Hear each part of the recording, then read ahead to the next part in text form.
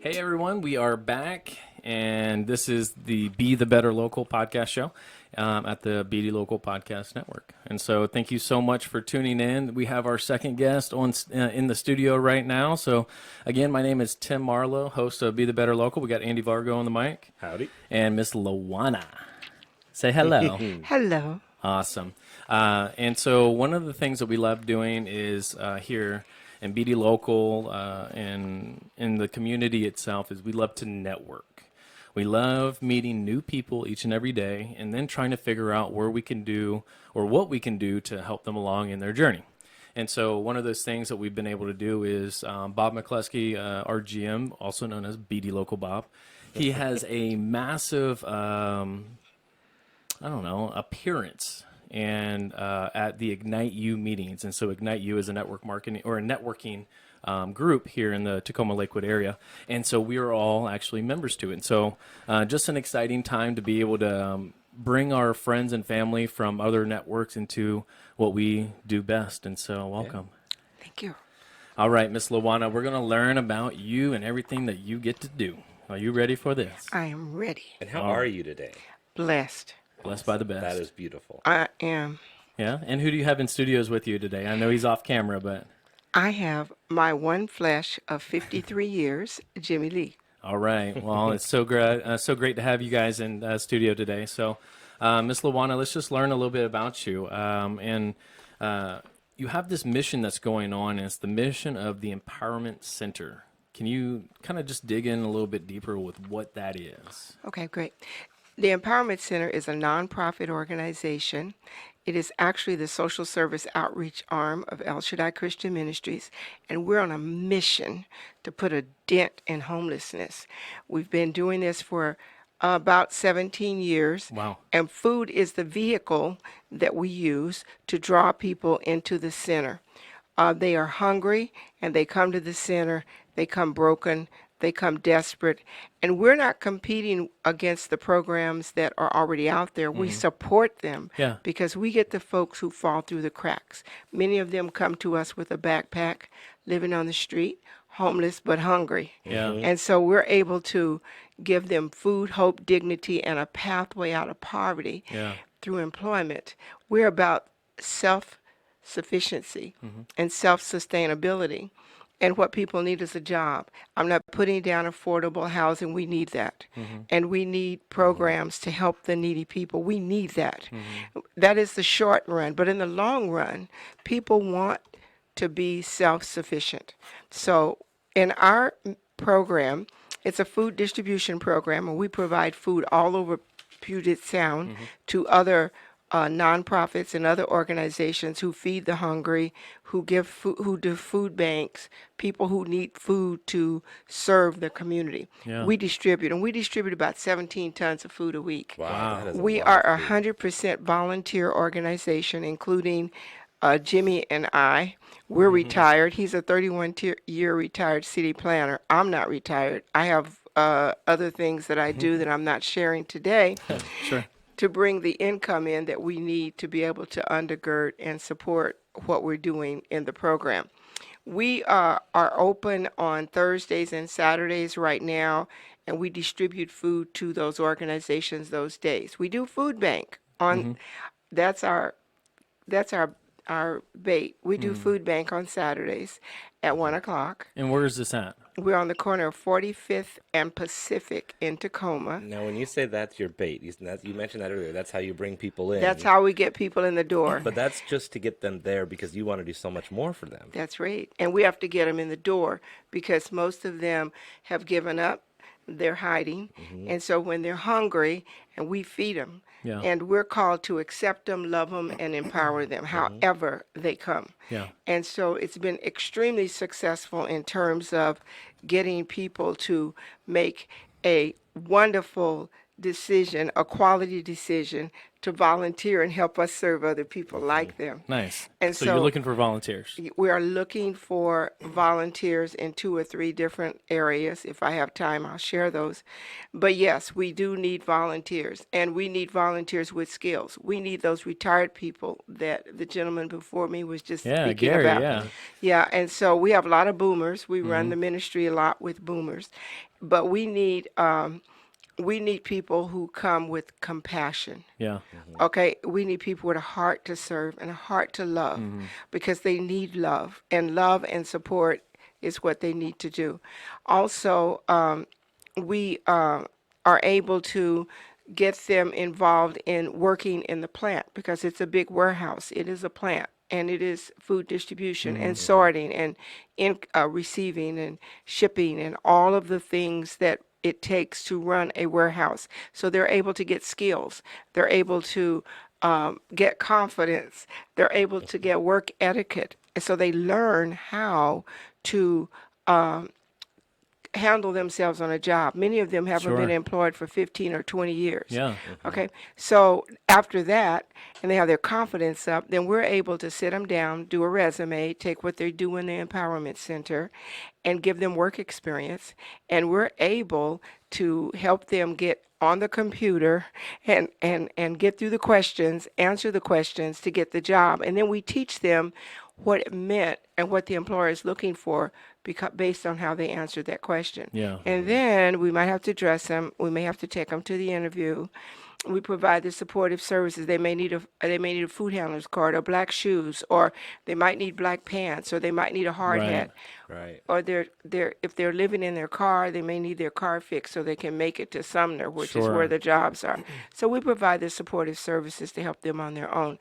The underlying thing that I'd like to share today is that we've been doing this, Jimmy and I, at the Ham. We're the only full-time people that are working, and we need a lot of help getting more professional people involved in what we do.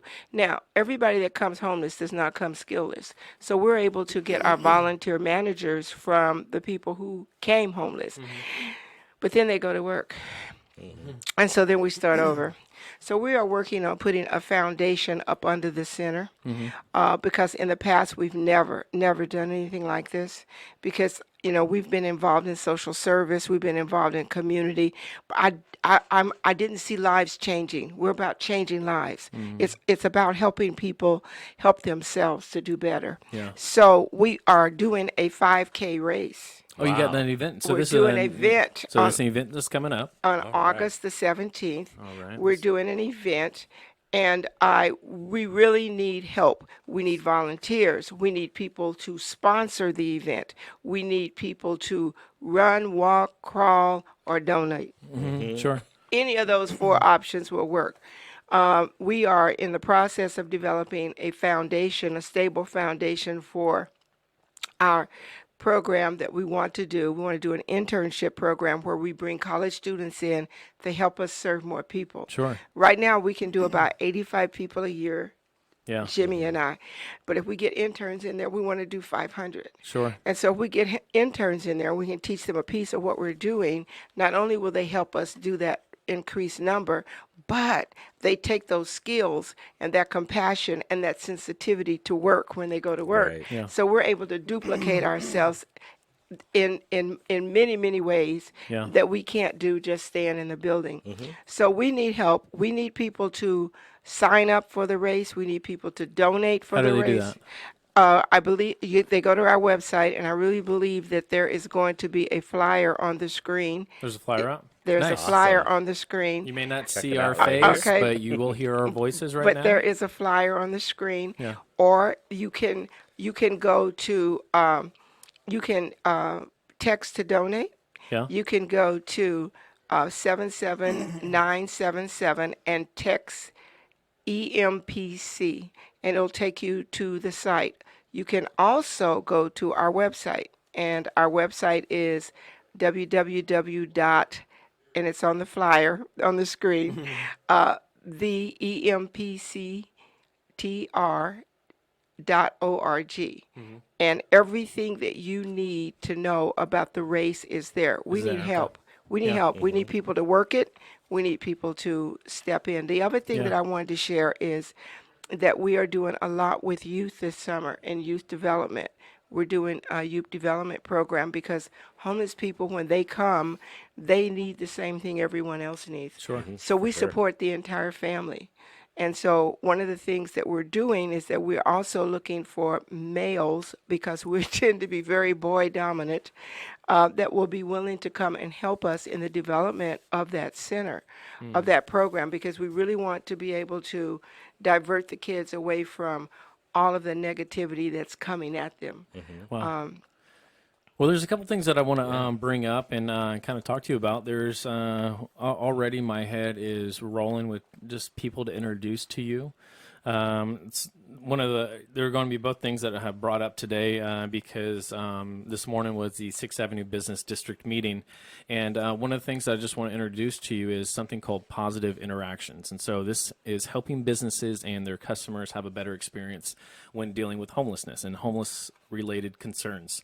And so if you're having like an issue with someone that's homeless and they're hanging out around your area and you're just not feeling comfortable, instead of always calling the police on them, getting them into this cycle that is in the door, it's a revolving door, and they're usually only locked up for about an hour, and then they go back onto the streets, and then we have the same issue. So kind of what you're already doing in the last 17 years that you've been running this whole program, this is also helped partnered and funded by the city of Tacoma. So this would be a great resource if it's something that you and your husband can't do personally because you are lacking the resources to do it, or being able to just give them another opportunity or another resource. So I want to make sure you have this information before we head out today. Thank you very much. The other thing is we had a local district council member that is running for this next election, and his name is David Combs, and he's running for City Council position 3. And I just want to give a little shout out to him. But he was at the business meeting today as well. So a lot of his impact and what he's going to be doing today, or if he's elected as a council member, is really striving to help the homelessness. And so that's something that he had brought up. So again, these are two connections that I would love to be able to make sure that you have their information on so that they can help build the vision that you guys have been doing all this time. And there's something else I'd like to share about homelessness. Homelessness is not what most people think it is. They think it's the people that's hanging out on the street, and it's the people who are in the doorways and the people that we see.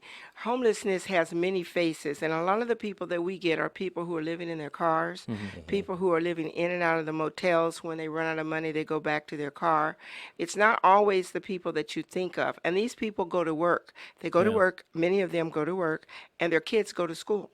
And so there's programs in the school, in Tacoma Public Schools. It's the Tone Center that provides services to these families. But in addition to that, when the businesses are closed, where do you go? What do you do? Yeah. And so that's when the Empowerment Center reaches out and provide resources.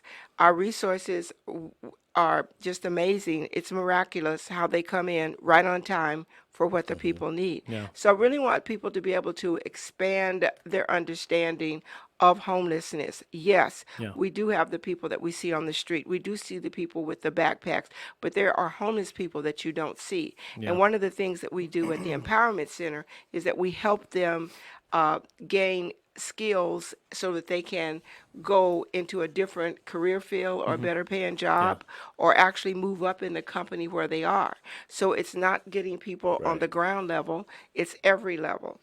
And people that are out there homeless come with just amazing skills and experience. Sure. And so people say, well, why don't they go to the state? Why don't they go to other supporting organizations? Many of them don't know how to turn on a computer.